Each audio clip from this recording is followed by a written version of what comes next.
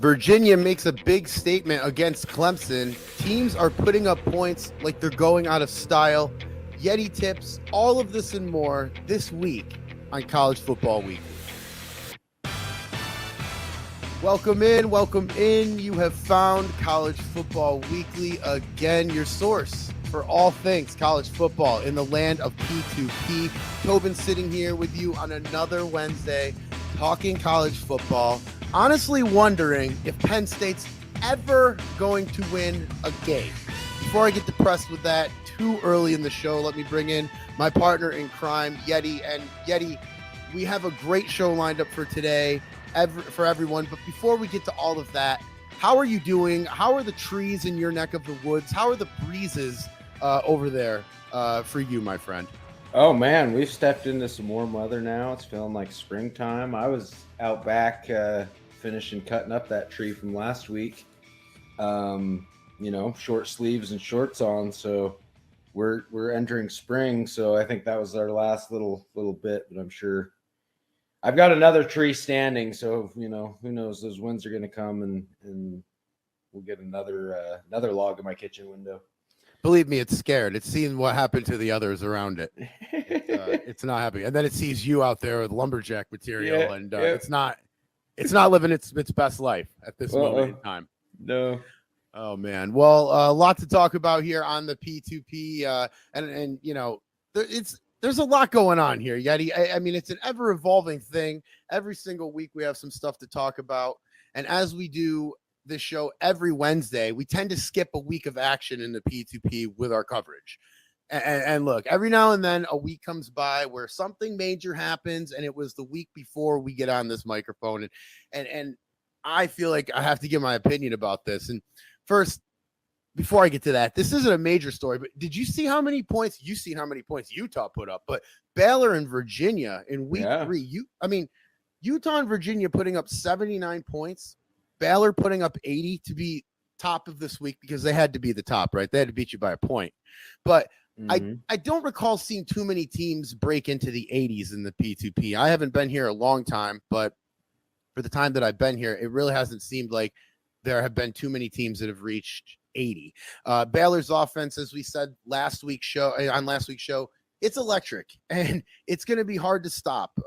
Utah's offense, of course, led by Anthony Sears, putting up tons of points. But the major story that I wanted to get at is involving the Virginia team, who defeated Clemson 79-16 in what can probably only be described as a rout. I mean, with all due respect. And I mean, teams putting up basketball numbers like this, Yeti. I mean, it's big time here. And teams, I don't know if it's bad defense or if it's really overly amazingly offense, but we're seeing that scoreboard light up quite a bit here early on.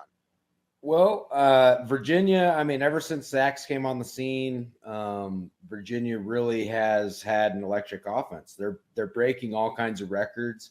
I think teams are having a hard time catching up because we've had historically in this league, a lot of power running teams and a lot of running teams and getting passing really figured out has taken a lot of time to really have it be effective and lead to wins.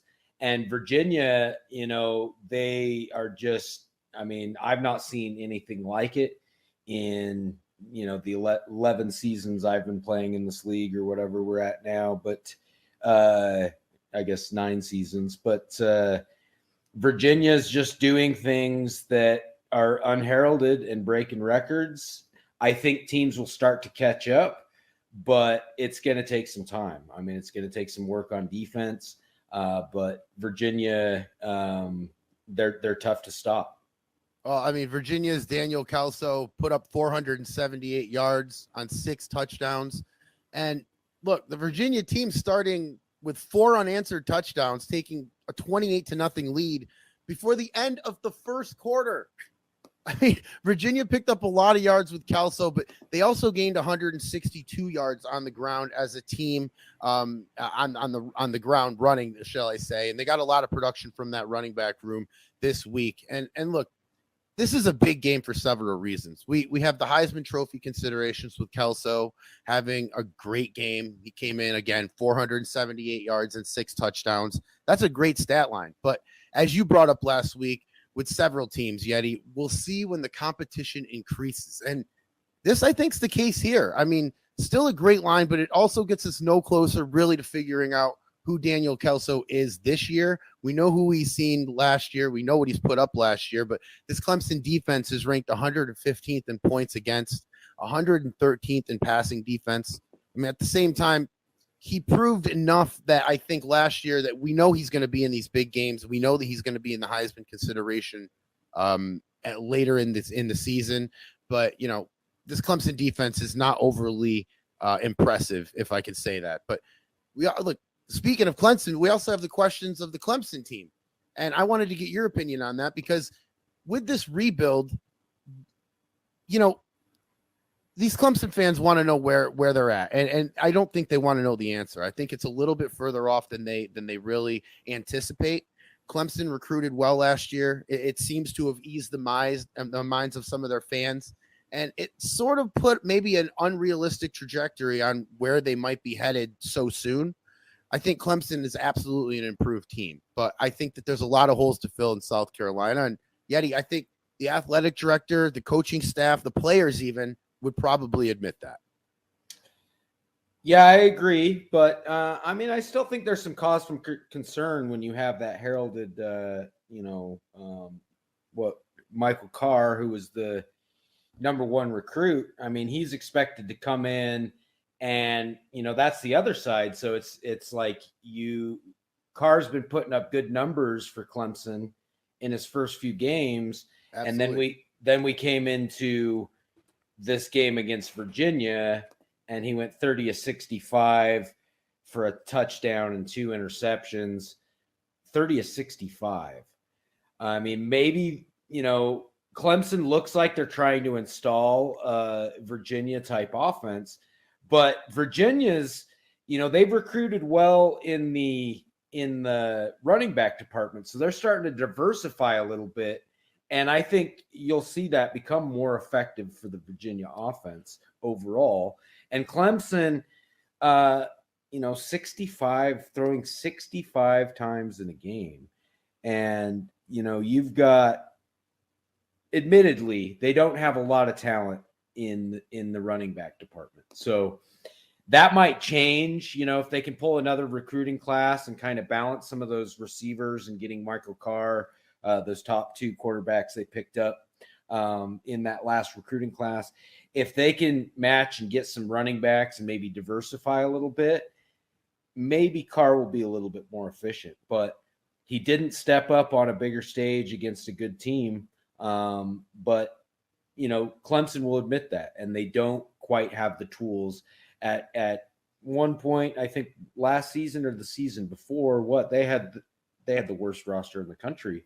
Yep. Their training program got messed up, and they had a lot of players kind of fall apart. And, you know, so it really is a rebuild from the ground up. I mean, it's almost like you get the death penalty at that point when, you know, you come in and all of the talent's been depleted to the worst in the country. You know, you're talking SMU back in the, you know, 80s and 90s trying to recover from the death penalty. It's a difficult thing to do, but having that top recruiting class, I mean, I think we'll see Clemson start to pick it up in the coming years. But you really do want to do better when you have that opportunity. You know, and Michael Carr was really hungry for that game. I remember hearing him in press conferences. And, you know, just coming out flat like that's really got to be disappointing and pretty demoralizing to continue on for the rest of the season. Yeah, and admittedly, I don't have the rankings, but he's got to be up there. I mean, he's got 1,500 yards, 13 passing touchdowns, 4 interceptions. As you said, a freshman. I mean, he's got a bright future, and I do think this Clemson team it will improve. I don't think I see it as bright as some, but I do know that Michael Carr and a couple other recruits over there at Clemson that came in last year are definitely going to be turning the tide, so to speak. with that Clemson program. Yeah, Now, I mean they brought in Justin Vasquez too, good wide receiver. So they pulled in a couple wide receivers, and Vasquez has started the year well. I mean, he's been good for them. 23 receptions for 474 yards and 6 touchdowns. So they're getting the tools in there, but I think they've got to get a good running back to really take that next step and compete more with Virginia, and obviously get some improvement on the defense. yeah, and the other thing I think about Carr too is looking back at the UCF game where the Tigers won 26-16. You see a lot of receivers on that score sheet. He's spreading it out quite a bit, and that just shows good awareness, and it shows good visuals for Carr. So I think he's going to have a great year. I think he's going to, next year we could be talking about him as a sophomore, possibly. In that Heisman race, if he continues this. I mean, he's got an impressive stat line so far this year, and we'll see if that Clemson team can go up around him. Now, look, I say this every week, okay? We don't have a huge budget. I mean, we have no budget at all, okay? But how was that? The Wire Forest spotlight, he's like, no. I want music. I know Wire Forest. He is a diva. He's going to want something else, Yeti. I'm telling you. I've tried to convince him. But either way, no, I'm just joking around. But this is the Wire Forest spotlight. He sent in a couple games to look at for me and Yeti, and he sent in a couple good ones, Yeti. First, we're going to talk about this Kansas State and Texas game. Texas Tech, shall I say. Kansas State upsetting Texas Tech 41-34, and Yeti, this Kansas State team showed themselves this week. Yeah, I mean, it's an interesting game. Nobody really expected them. Nobody's been talking about Kansas State. They've kind of just been buried in the Big 12 for years. They haven't historically been the best program. 5-7 last year, 5-7 the year before, 6-7. They haven't won a bowl game. They've just been marginal. And then here they come, Texas Tech, many expected to compete for the Big 12 title and, potentially look at some playoff considerations. And here comes Kansas State to say, hey, not so fast, my friends. And you look at Kansas State 3-1, you're like, oh, okay, well, this is the beginning of the season. Who'd they beat? What community college did they play in week 1? And it's like, okay, week 1, they lost to Miami. But then week 2, they beat LSU, who was in the SEC championship last year, and they beat them. They beat them 38-3. Then they beat USC 40-23. Then this week with Texas Tech. But look, next week, Eddie, is the real test. They get the defending champions, the 2019 NCAA champion Baylor Bears, that they're going to have to go to Baylor, and that's even harder to do. This Kansas State team, I think, will not win this game against Baylor, but I think regardless, it's going to be interesting to see how they perform, because I think that's going to really be the barometer for me as to where this team is. 3-1, it looks great. Can you back it up? I mean, so far, it would be hard to say that they haven't. I mean, they really are backing it up and looking like, they are going to do some different things. The staff seems like they're changing it up. The offense looks a little improved. The rushing offense looks a little bit better. Seeing if they've made any sort of regime change. No, so we're looking at Coach John Ortiz. He's in his 3rd season with the Wildcats. Coming from Northwestern, and he doesn't have the best history as a coach. But they did. Let's see. So they've got the same offensive coordinator, Billy Kirk.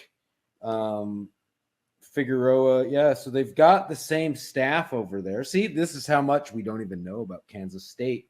They're being sneaky this season, and they're going to be a fun story to watch. I really think that they've got the potential, and Baylor's got to be nervous. They're definitely not going to be putting 80 points up against this team. I think that it's going to be tighter than they expect. they've shown, I mean, even though USC is down and LSU looks like they're down this year, those are some big time programs with talented kids that can beat you on any given Saturday. Yeah, and Baylor's got to be looking around, and they got to be looking at this conference going, another one? Because, I mean, you got number 8 Oklahoma. We got number 22 Texas. I mean, we thought that we had Texas Tech in this discussion. I mean, Texas Tech sitting at 2-1. They beat Western Michigan, which was an impressive win in week 1 due to Western Michigan's standings last year and their finish last year. Then they beat Cincinnati, which was another impressive win. Quick bye, and then they lose to Kansas State coming off that bye.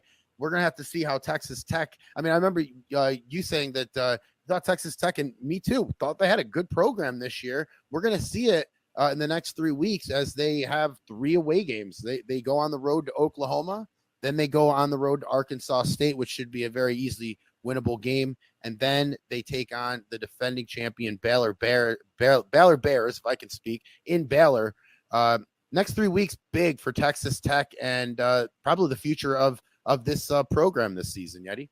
Well, and I think Texas Tech, the main thing they got to focus on, I mean, it looks like they've got their offense dialed, but, you know, they can improve their defense. They're outscoring teams. They beat Western Michigan 49-37. They beat Cincinnati 52-33. They're getting in these kind of shootout type games. And, you know, when you're going up against a Kansas State team that's demonstrating they can kind of keep up with that situation. Their quarterback, Brandon Humphrey, I mean, that was a pretty impressive game he put up against that Texas Tech defense, but it becomes the question, is that him or is it the Texas Tech defense being a little bit soft? And so far this season, they look a little soft. 127th in the nation in pass defense is the Texas Tech Red Raiders. So they have got to improve that, as you said. They've also let up the most points in the entire conference, in the entire Big 12. So that's a big one too. So we'll see. But look, that's going to lead us to our first commercial break. We'll head to commercial. And on the other side of this one, we're going to talk a little Boston College and UMass. They just had a rivalry game, a big one in Massachusetts. We'll go over that. We'll go over the top 25 scores, so much more when the CFW returns.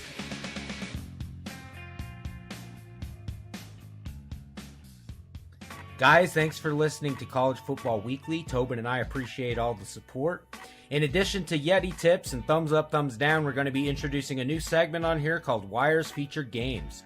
2 games of the week that we here at the CFW think you should pay attention to. It's Wires Featured Games, and it's on the CFW every week starting next Wednesday.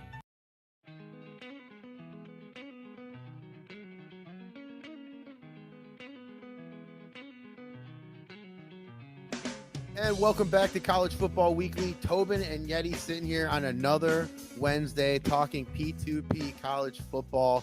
Thank you for listening wherever you are. And Yeti, I gotta fess up, man. I have to fess up. I ended the segment last. I went to commercial too soon last time. We only did half of Wire Forest's special featured game, so I wanted to get to the second one, and of course that one is the Florida and South Carolina game. The Florida Gators winning 34-31, and Florida ranked number 18th in the country. Yeti, Florida's looking good in the last 3 weeks. They had a hiccup in week 1, but Florida's looking to be one of the college football playoff teams, obviously. They were very close last year. They're looking to get over the hump this year, and this was a solid win for them. Yeah, South Carolina, they've looked to be pretty improved this season. You know, obviously, Florida's in a transition year, switching to their QB Mayo.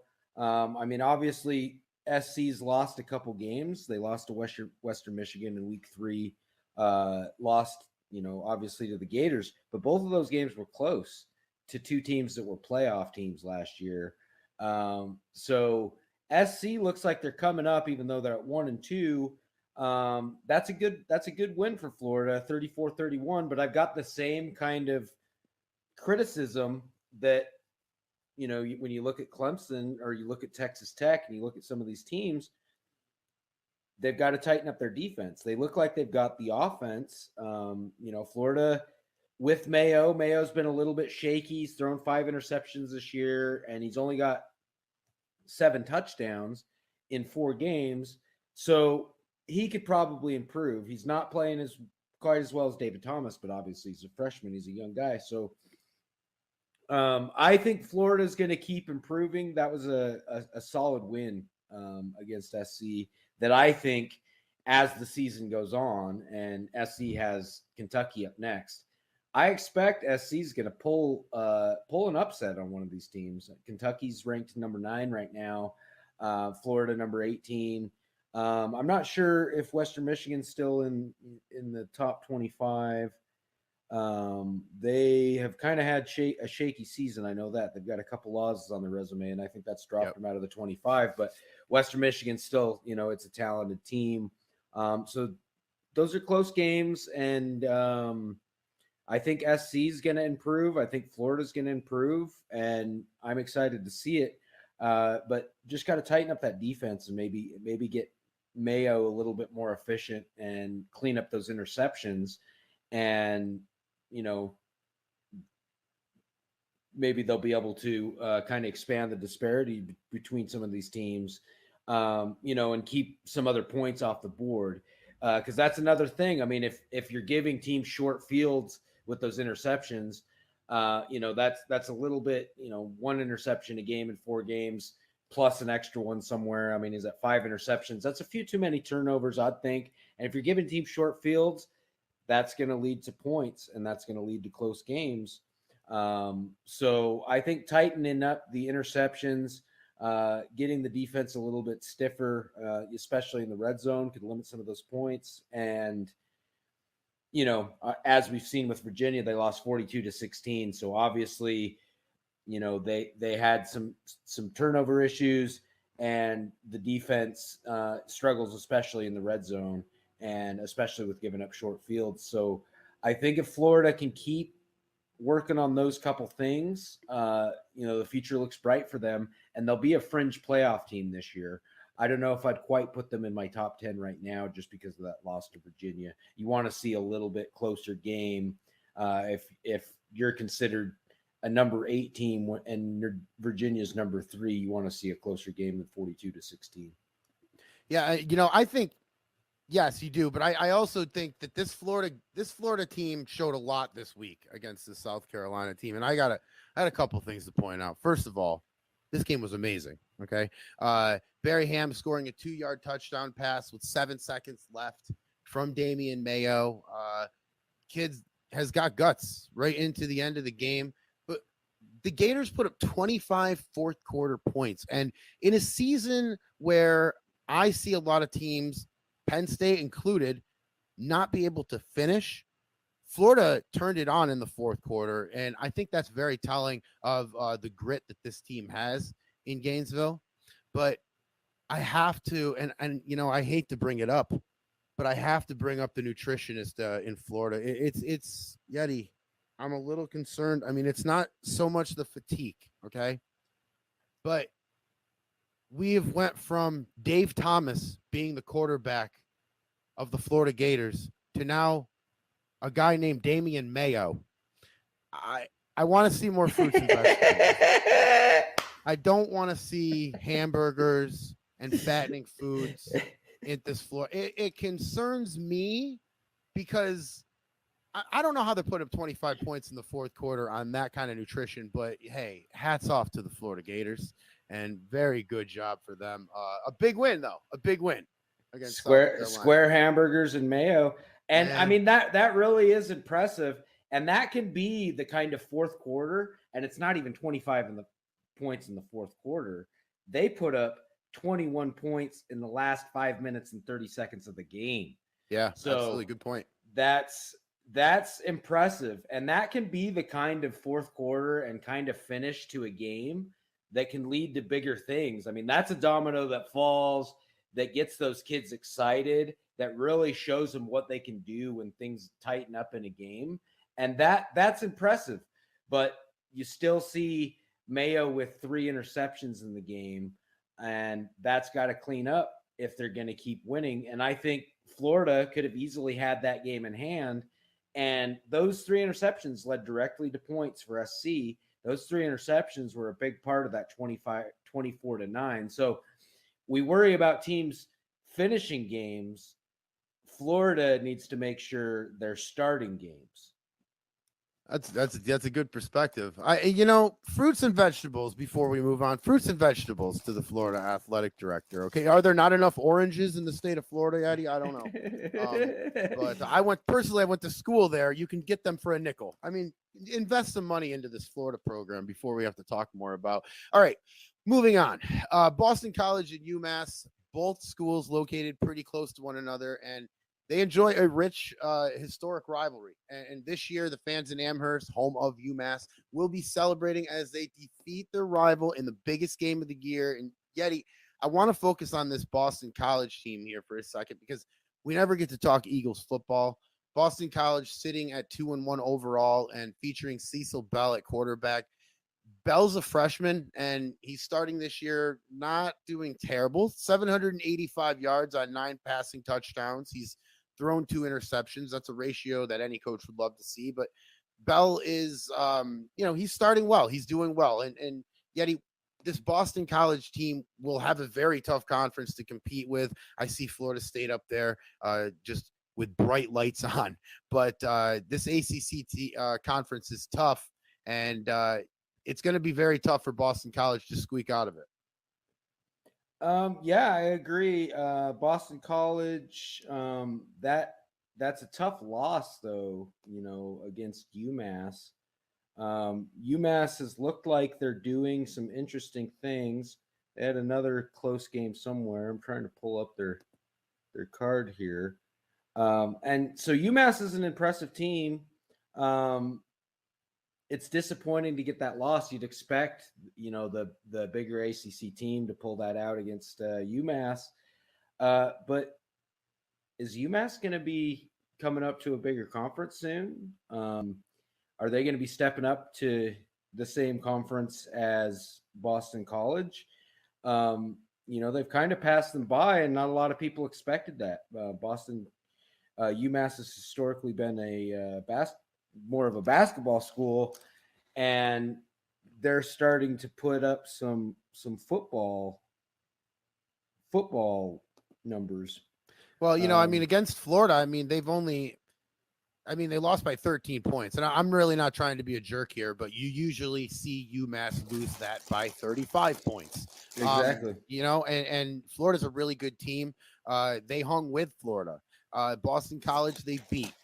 You're seeing some recruiting come in. Now, yes, they are all 2 stars, but some, as you know, and you've taught me, Eddie, there are some gems that are hidden out there in the country, and UMass getting bodies into Amherst, which is important because it never happened like that before. So we'll see and I remember last year covering UMass with another victory that was it was a big upset. So this team's making some noise in the past couple of years, and we're going to have to see.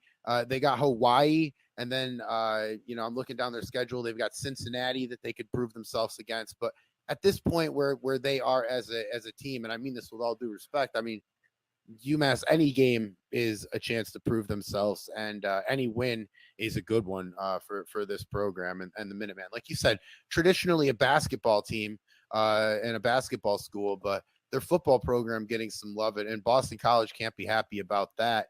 But a loss is a loss in a rivalry, and it hurts more. That's for sure. Now, Yeti, the Heisman is something we keep a close track on around here, and seeing the leaderboard the past few weeks, you see UConn's Ed Schaefer on the list for Heisman candidates. Someone I think deserves to be there.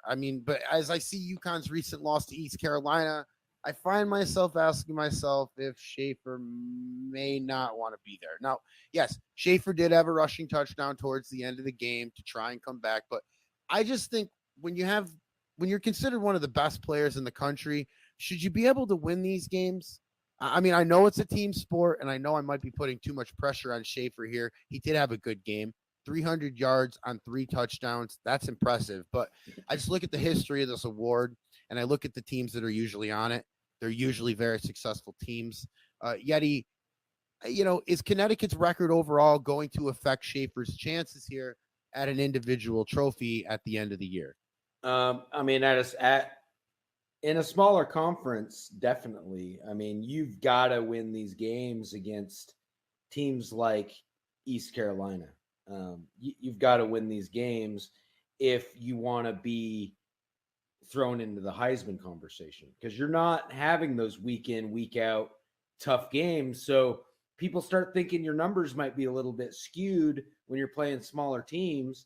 And historically, any Heisman that's come out of a small school, they've got to win a lot of games. They've got to do something more as a team that puts them in the conversation with some of these top teams, and they got to come out and prove it on the field. Schaefer is having a good game, so is it necessarily his fault? He did throw that one interception. Not necessarily. I mean, that's something that we've pointed out in previous weeks. He doesn't have quite the best talent around him, but at a smaller school, I'd still expect a talented player, a Heisman candidate, a pro prospect. He really should be able to carry the team more and put some more weight on his shoulders. Now, 13 to 26 for 300 yards and 3 touchdowns, that's a good stat line. That's not a good stat line if you're Ed Schaefer and you want to be winning the Heisman, because you've guys like Jamie Fields and Kelso putting up 18 to 24 for 450 yards and 3 touchdowns or 6 touchdowns, and they're doing it against some of the best teams in the league. That's a solid point. I mean, anything you can do, I have to do, and then half, right? For somebody that goes to UConn, goes to a smaller school. That's why I ask you these things, man. That's a good point. But look, before we go to the next commercial break, I just wanted to take a look at the top 25 real quick. As we did last season, we would just run them down. People actually like that, so I'll do it. Number 1, Utah defeating Arizona State 34-17. Number 2, Baylor defeating Iowa State 48-20. Number 3, Virginia defeating Miami 48-12. Number 5, Auburn getting by Tennessee 57-20. Number 6, Wisconsin, big winners this week over Purdue 52-7. Number 7, Florida State taking care of Syracuse 48-3. Number 8, Oklahoma downed West Virginia 27-10. Number 9, Kentucky, their winners again, defeating Texas A&M 30-10. Number 10, Louisville takes out North Carolina 34-3. Number 11, UCLA getting by Air Force 28-7. Number 12, Ole Miss winners over Vanderbilt 30-13. Number 13, BYU defeated Arizona 55-6. Rutgers took out Iowa this week 37-30. Georgia in the win column again, defeating Middle Tennessee 44-10. Virginia Tech squeaking by Pittsburgh 48-45. Houston winners over Memphis 34-28. Florida, as we talked about earlier, just avoiding the upset, beating South Carolina 34-31. Kansas State, as we talked about, winners over Texas Tech 41-34. Number 20, Stanford defeating Oregon State 35-14. Number 21, Fresno State taking care of San Jose 40-24.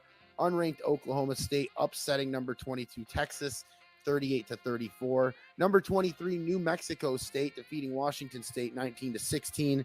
Clemson, number 24, getting by UCF 26-16. And number 25 Alabama just getting by Arkansas 56-50. Yeti, my goodness, I am out of breath. People like when they hear their school. I guess that's what we'll keep doing. But heading to our second commercial break so I can catch my breath. On the other side of this one, we are loaded. Yeti's going to talk a lot. He's going to give us our tips so that you don't have to hear me so much. And also a segment that you like that we have returning, a thumbs up and thumbs down. All that after this, when College Football Weekly returns. Guys, thanks for listening to College Football Weekly. Tobin and I appreciate all the support. In addition to Yeti tips and thumbs up, thumbs down, we're going to be introducing a new segment on here called Wires Featured Games. 2 games of the week that we here at the CFW think you should pay attention to. It's Wires featured games, and it's on the CFW every week starting next Wednesday.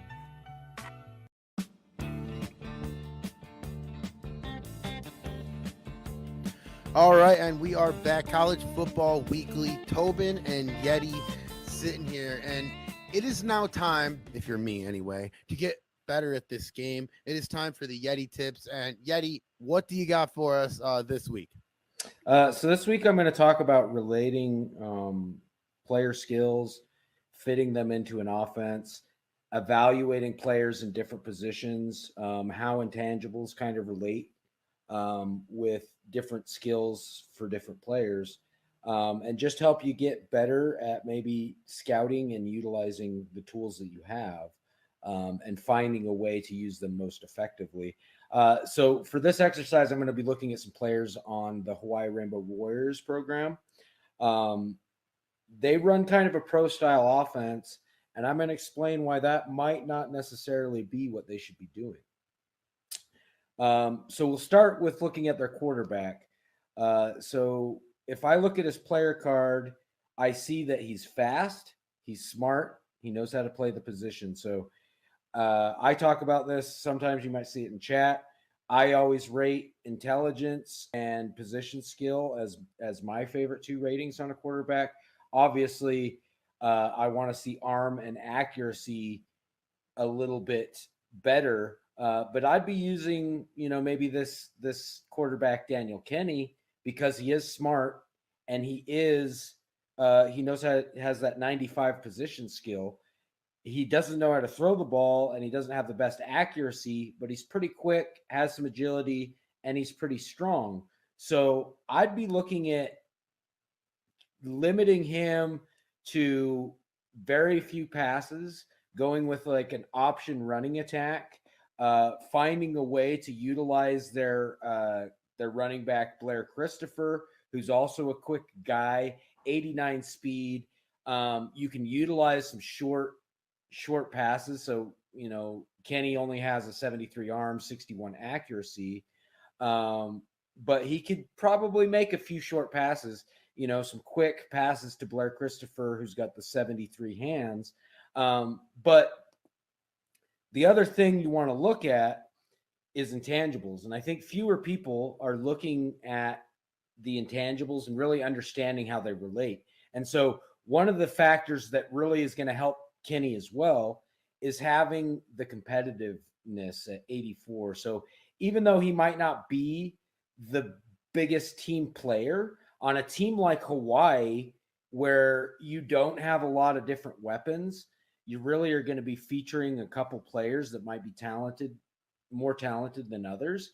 That 36 team player is really not going to be that big of a deal because he's going to be your main focus. Where you want to see the team player relate more is if you're utilizing more players on the team. If you have a whole bunch of guys with low team player and they're all really talented, you might see them underperform a little bit.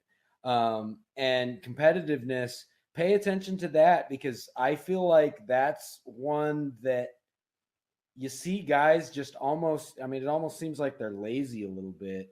They just don't perform quite as well. I talked about this with Utah's receivers last season.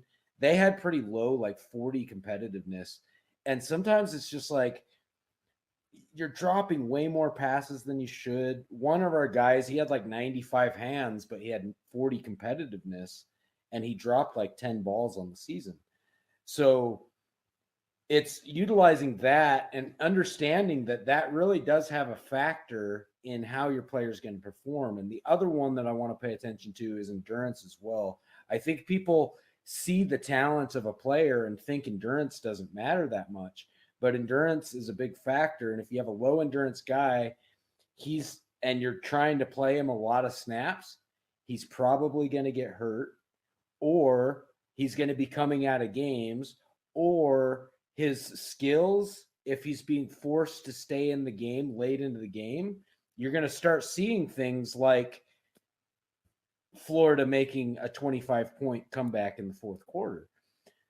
When I evaluate South Carolina and how they were dealing with that adversity, I'd start to wonder if some of those players were tired in the fourth quarter because they played really well up until the last 5 minutes of the game, and then the game got away from them. And Yeah, so, that fatigue. yep. So are some of those players fatigued? That's where, even if some of the guys aren't getting injured and demonstrating the fatigue in the game, I definitely feel like I notice that guys that have lower endurance and lower competitiveness, if you're increasing that training, and they may not be demonstrating and showing as probable or getting hurt, but it still shows through in the game, they'll get tired in the fourth quarter. And go ahead. Sorry.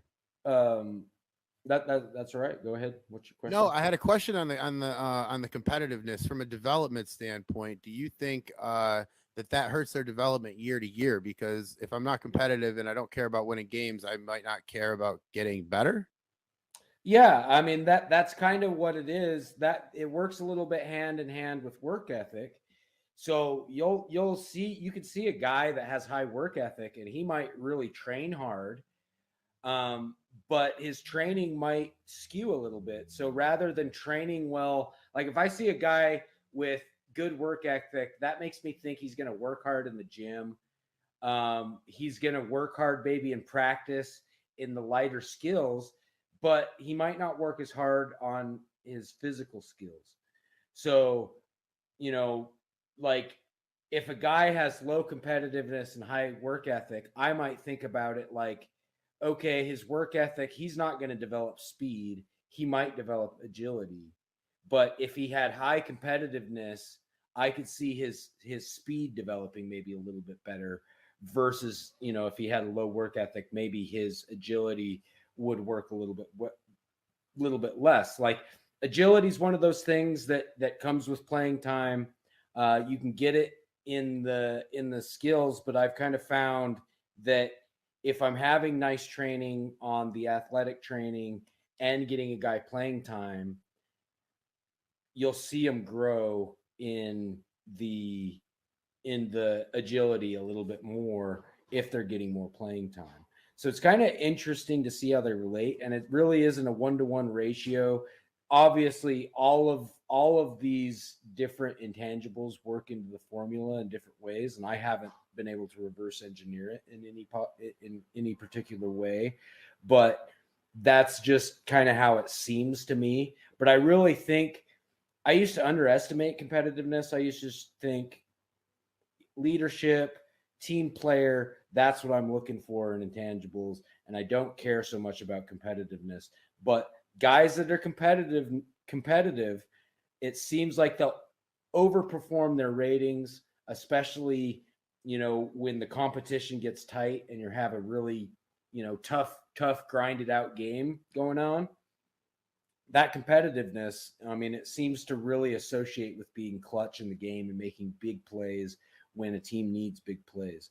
And a low competitive player, you might not expect that. So if I'm evaluating two wide receivers, for example, and I have one that maybe is 87 speed versus one who's 90, but the guy with 87 speed has 90 competitiveness, I'm probably going to put that 87 speed with the 90 competitiveness as my number one guy and target him, because even if he, has 10 targets and 3 catches, one of those catches is probably going to be for a really big play in a big situation. All right, and that was Yeti Tips. Yeti, thank you as always for providing insight into that, and thanks for always putting up with my interjecting question as well. Always interested in how to get better at this game, because this game, even on computer mode, buddy, beats me. So I have no idea. But thanks for the tips. Now, moving on with the show, it's time to return to a game that we played last year, or I played last year, and Yeti, you're going to be playing this year. It's called Thumbs Up and Thumbs Down around here, and this will be your first time playing, so I seriously hope you can contain your excitement over there, Yeti. But don't get on the injured list. No need to get the fatigue. We're going to list a few schools that don't get a ton of press.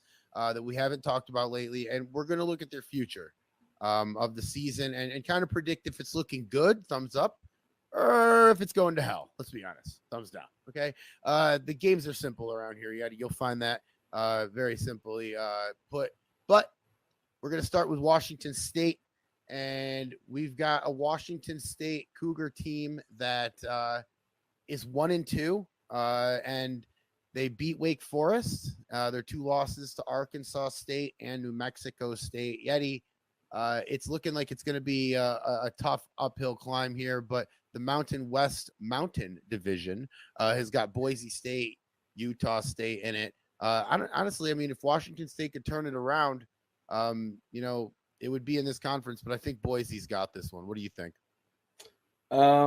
Yeah, I agree. I kind of thumbs down on Washington State. You've got to beat teams like Arkansas State, New Mexico State if you're hoping to do well in the Mountain Division.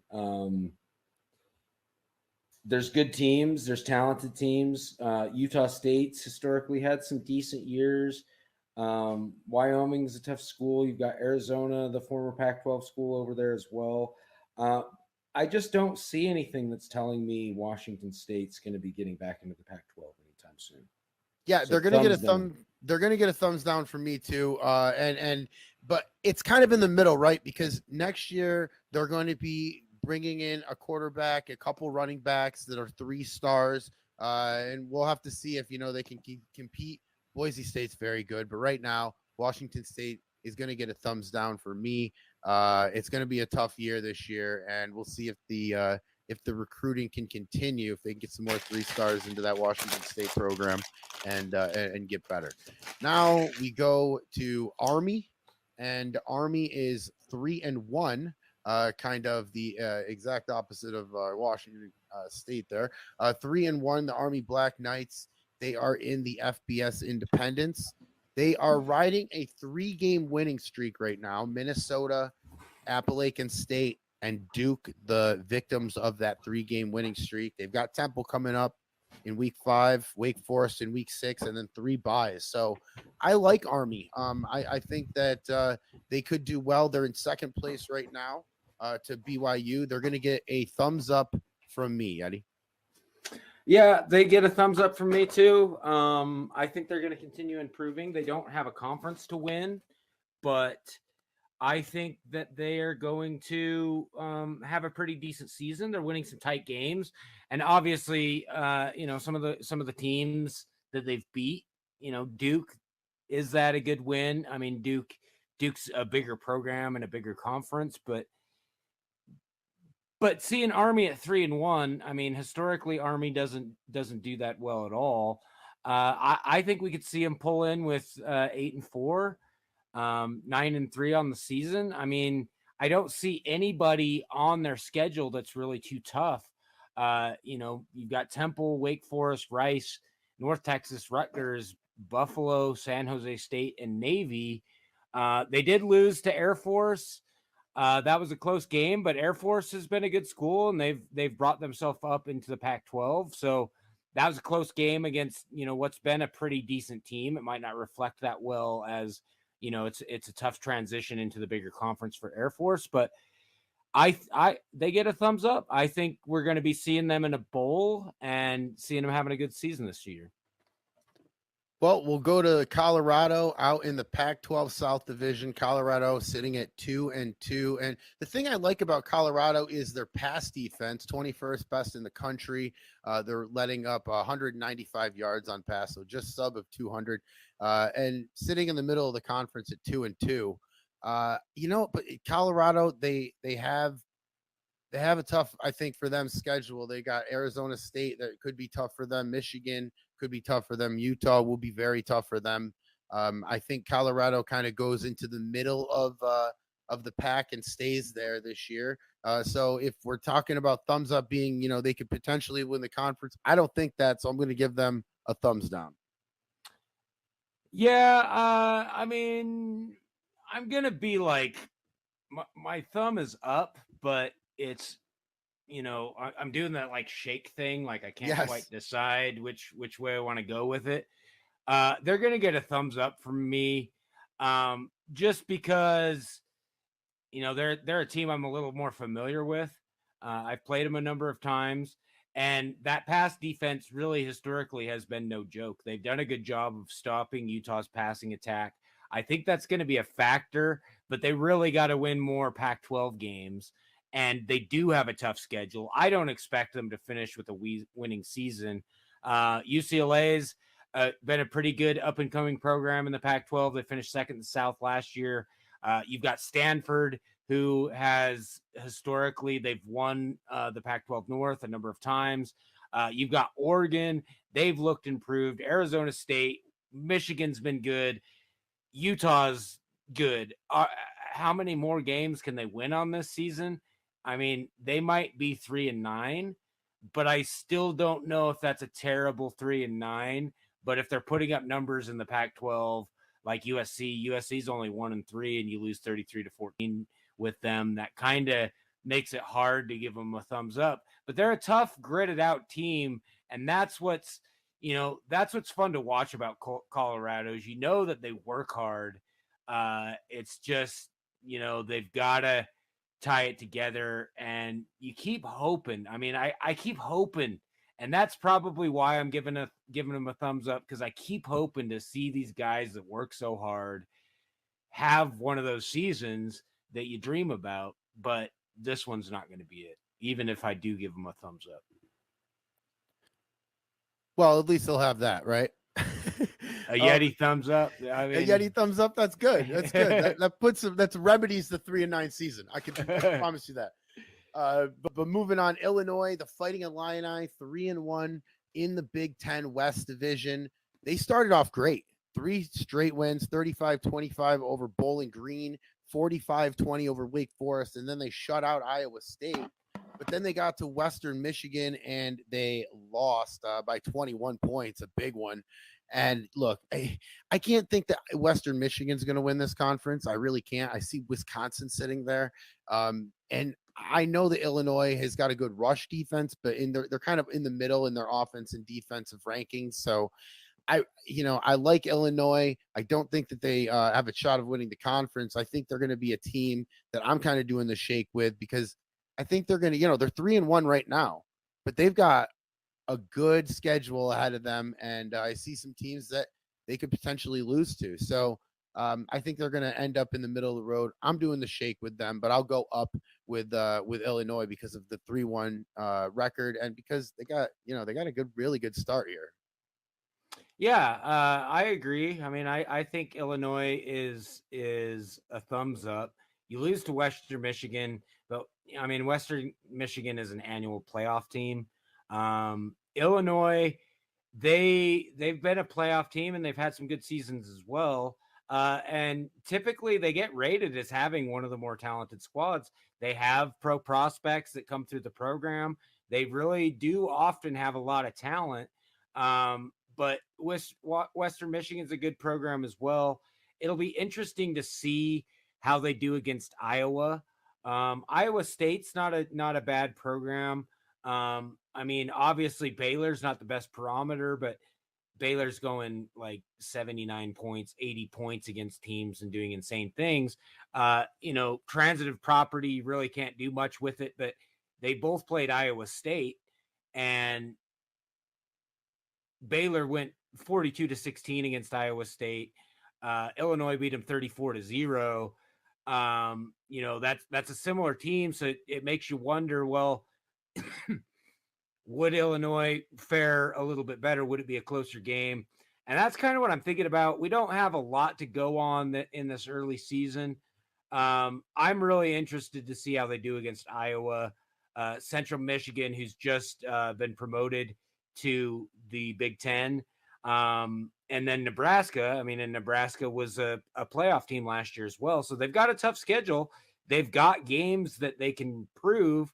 If they can win a few of those, if they can get to 8-4, I'll give them a thumbs up. I mean, I think they're headed the right way, even if they just are coming off a loss at home to Western Michigan, 38-17, 3-touchdown loss. It's kind of demoralizing, but I think they'll turn it around, and I think they'll pull it out against Iowa and Central Michigan, and then we'll be looking at a big game against Nebraska in Week 7.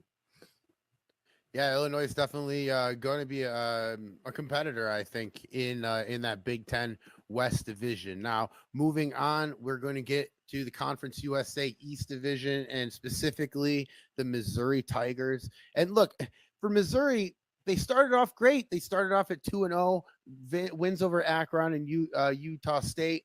Then they had a bye, and like a couple teams this week coming off a bye, the momentum stops, and they lost to Charlotte, and that's a bad loss to Charlotte by 12. Charlotte's still a good team, 2-1 in that Conference USA East Division, but I just would have expected Missouri to win that. Their defense is very good. 14th in the yards department. Their rush defense 75th, okay, but their pass defense is 10th. They got to shore up that rush defense, and I think they've got a solid defense that they can, hang their hat on over there in Missouri. But I don't know. I like their 2-1 record. I like that they're bringing in a quarterback next year, so I think the program is headed in the right direction. And I do see their schedule of Southern Miss and Old Dominion and Marshall, and there's a couple teams down there that they do have UMass, so we'll have to look at that at Week 15. But I'll go with Missouri going up here, just because that Conference USA East Division. I mean, I know that Old Dominion's sitting at 3-1, but I think Missouri's got a chance to win that conference. I might be out of my mind, but I think they have a chance to hang at least till the end of the year. Yeah, I mean, it's not the best loss against Charlotte, but Charlotte's kind of showing themselves as a good program. They beat Connecticut at Connecticut 39-36.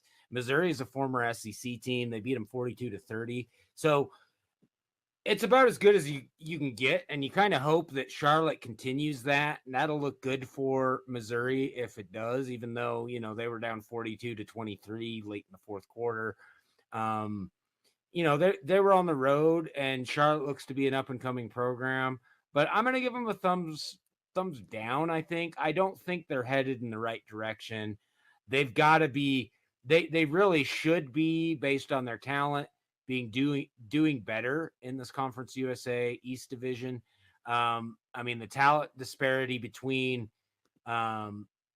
Missouri and Charlotte is pretty big. Charlotte gets better, Missouri gets better recruits. And so you want to see that get put together. And so I'm a little bit concerned. I think they're going to not finish, they might finish 6 wins, but I don't think they're going to finish anywhere near the top of the conference. Their games have been really close against teams that haven't always been very good. So we'll see, but they're getting a thumbs down from me. All right, and moving on to going back to the Big Ten, shall I say, but the East Division and the Michigan Wolverines, 2-1. Michigan sitting at the top of that East Division, just over rival Ohio State. Michigan coming off of 2 victories in a row, Central Michigan and Miami, Ohio. They lost to Georgia Tech, but the thing I look at with Michigan is the defense.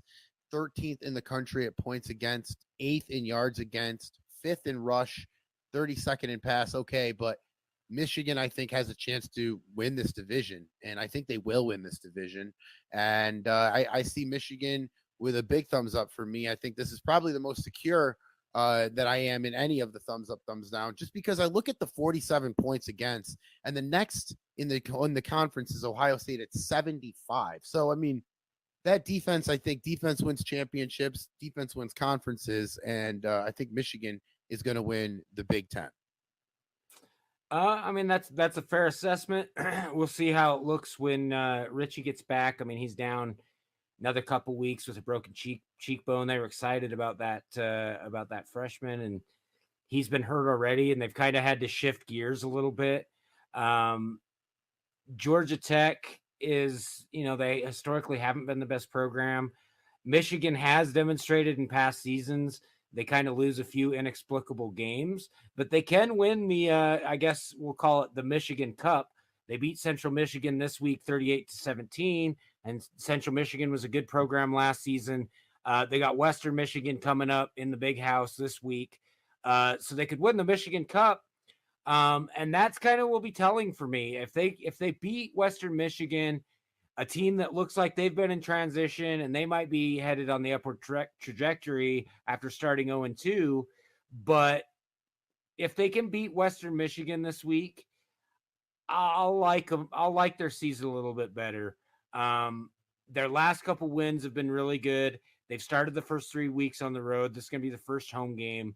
If they really can come out and have a pretty magical performance, if Villarreal can keep doing his thing until Richie comes back, that's going to be important. Villarreal is not the most talented QB, but if they can work around his limitations against Western Michigan and win that game without Richie, I think that'll be impressive and that'll get me the thumbs up. I think they're heading the right direction. I don't think they're going to win the conference, but I think they're headed in the right direction.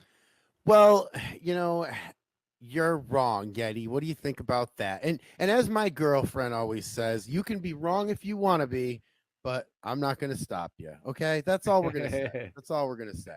All right, now moving on in this crazy show. Gosh, the people listening have no idea what it's been like to get through this program. My fault. I got to tell you, my fault. But moving on, before we get out of here, we're running out of time.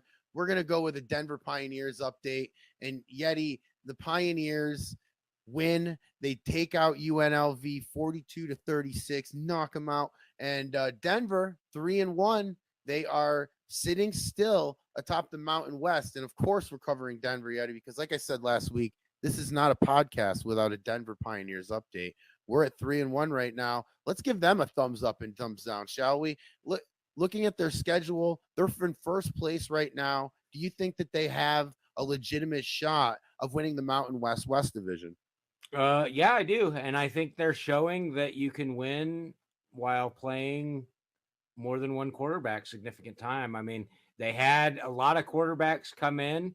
I mean, it was almost like they just did a open audition for quarterback at Denver and just said, "Hey, everybody come here." And they got it. And now they're doing 3 quarterbacks getting playing time and they're winning. And so the individual numbers might look a little bit skewed. You have Cockrell, 12-19, 161, Barr, 5-8, 103, and 2 touchdowns.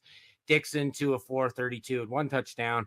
But then, you're getting really good quarterback type numbers when you look at the overall 19-31 between the 3 quarterbacks for 296 yards, 5 touchdowns, and 2 interceptions.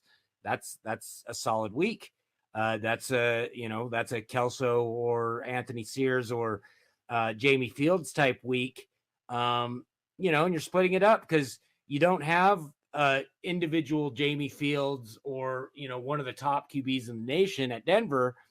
But you find a way to get those same kind of numbers. And I'm pretty impressed at them utilizing multiple different weapons and being successful with it. And they get a thumbs up. I mean, I really think we've got a chance to see them at 1 or 2 losses at the end of the season, and they're going to keep improving into next season. The last couple seasons were bad for them, but I mean, they've already beaten their win totals for the last 2 seasons. So they got to get a big thumbs up from me. And I'm excited to see them keep going forward and winning football games. Well, Denver's always going to get 2 thumbs up from me, but I'm just a complete homer. Big fan of the Pioneers out there, and I'm just interested to see how far they can take this from nothing, basically. I mean, literally nothing. I mean, they started the program, so we'll see how far they can go. Now, this concludes it, Yeti. This concludes the College Football Weekly. Usually I have some crazy cool sign off, but at this point I'm exhausted. Most people don't understand how many times we've cut and recut this show. I don't know what it's going to look like. Okay. Putting lipstick on a pig, as they'd say out here. But I don't know what it's going to look like, Yeti, but I am going to edit it all down, and this will come out. Hopefully it will come out Wednesday as we're recording this. But any final words from this travesty that was a podcast this week?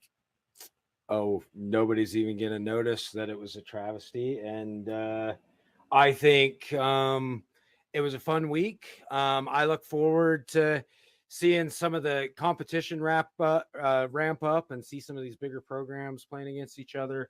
You know, I want to see another FSU versus Utah matchup because you know that was a physical football game. We did have a couple this week: Kansas State, Texas Tech, Florida SC. Those were some brutal football games that went down to the last minute, and we're going to see more. I'm excited to see this season keep progressing and keep talking about how things are going to go and keep up on that Heisman race because it's getting exciting. We have a lot of QBs close, a lot of good running backs, and yeah, I think it was awesome and look forward to week 5 and 6. Absolutely. Well, on that note, we are out of here. We have fulfilled our contractual obligations for this week at the P2P. We'll be back next Wednesday talking more college football, talking more P2P, and I don't know. I'm hoping that we can mention every name, every college that is user owned this year on this show, and we're really hoping so. So I think the thumbs up, thumbs down does a lot, but we'll continue with that, and this show will, as always, get better as the season rolls on. But for Yeti, it's Tobin. Thanks for listening. We'll see you next week.